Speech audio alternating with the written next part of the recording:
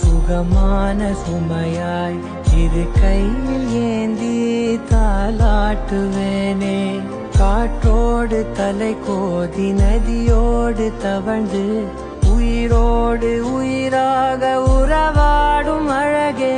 பனியோடு விளையாடி மலர் ஊஞ்சலாடி கரை வந்து தமிழ் பேசும் இரு கால்வன் நிலவே. சிறகாக உன்னை நான் ஏந்தி செல்வேன், சினுங்காமல் உன்னை நான் பார்த்து கொள்வேன். ஒரு கோடி இன்பங்கள் உன்னை பார்த்த நொடியில், நான் வாழும் நாள் மட்டும் நீ எந்த மடியில். உன்னை ஈன்ற பொழுதிங்கு கடவுள் தன் முகம் பார்த்த பொழுது உன் பாதம் தொழுது.